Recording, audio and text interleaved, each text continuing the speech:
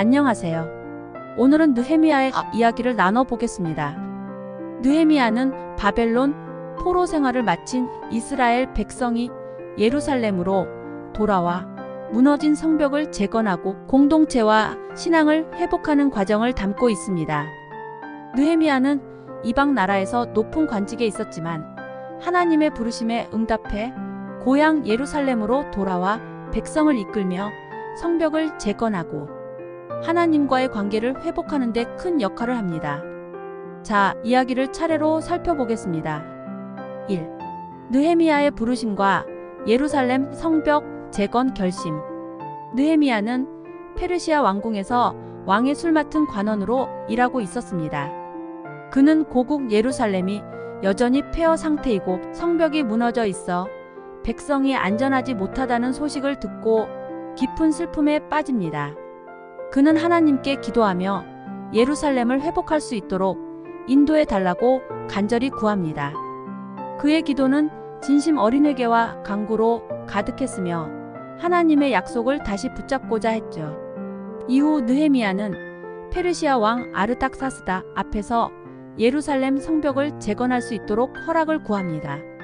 왕은 느헤미야의 간구를 받아들여 그에게 허락을 내릴 뿐 아니라 예루살렘으로 가는 여정과 재건을 위한 자원도 지원해 줍니다. 하나님의 은혜로 길이 열린 것이죠. 예루살렘 도착과 성벽 재건 작업의 시작. 느헤미야가 예루살렘에 도착하자마자 가장 먼저 한 일은 예루살렘 성벽의 상황을 직접 점검하는 것이었습니다.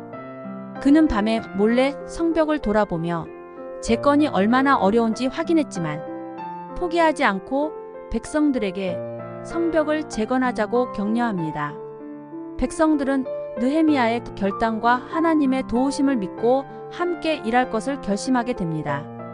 재건 작업이 시작되자 각자 담당할 부분이 정해졌고 모든 백성이 힘을 합쳐 성벽을 세우기 시작했습니다. 그들의 노력은 단순한 건축을 넘어 무너졌던 이스라엘의 신앙과 공동체를 다시 세우는 일이기도 했습니다.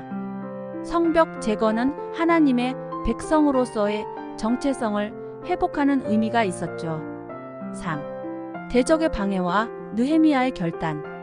성벽 재건이 순조롭게 진행되는 듯했지만 주변의 대적들이 이를 저지하려 했습니다.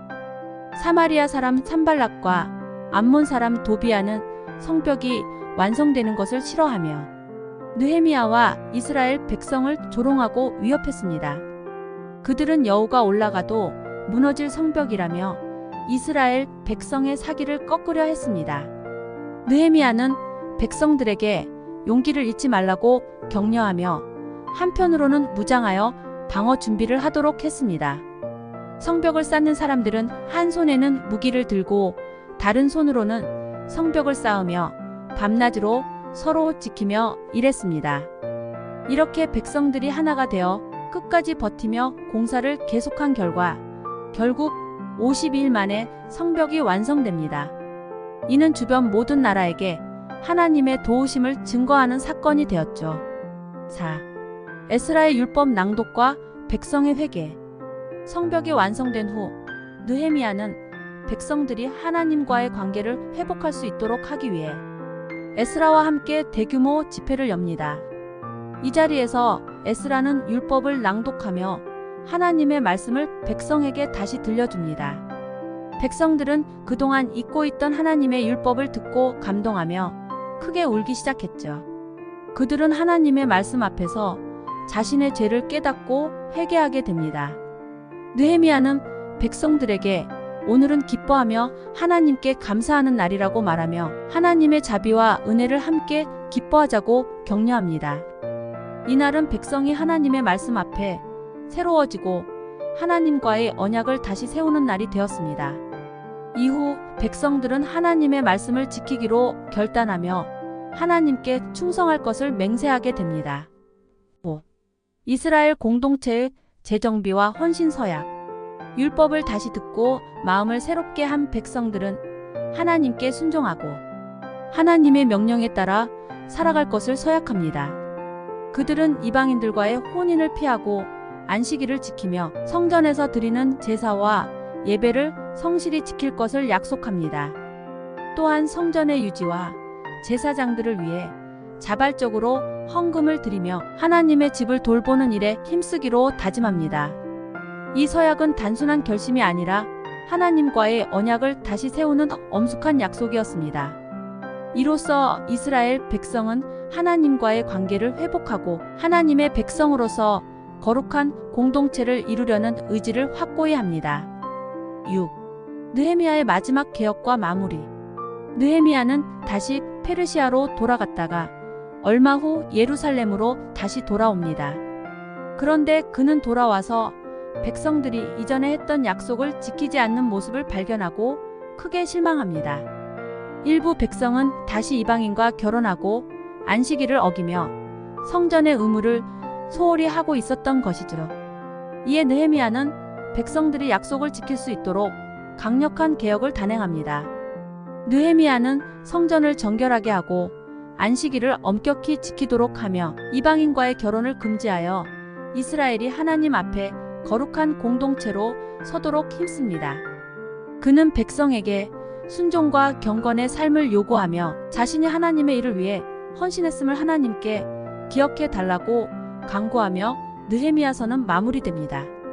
느헤미야서의 핵심 메시지는 하나님께 돌아가 공동체와 신앙을 회복하는 것의 중요성입니다.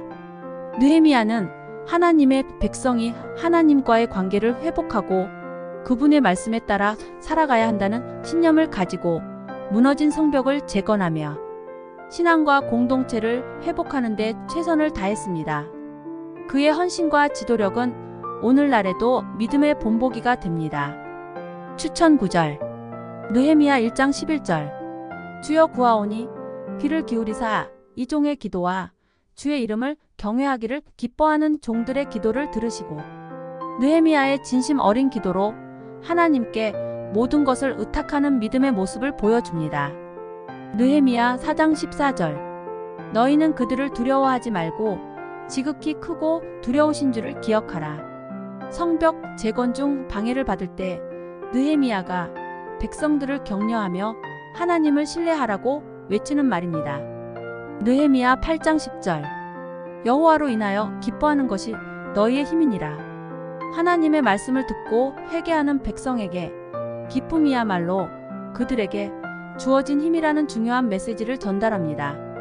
이 구절들은 하나님을 의지하고 그분의 말씀에 순종하며 살아가는 삶이 얼마나 강력한 힘을 가지는지 보여줍니다. 느헤미야의 이야기는 하나님께로 돌아와 삶을 재건하고 공동체를 새롭게 하는 것이 얼마나 중요한지를 일깨워 줍니다. 다음 이야기는 이스라엘의 신앙 공동체를 더욱 확고히 다지며 회복하는 과정이 이어지니 기대해 주세요. 감사합니다.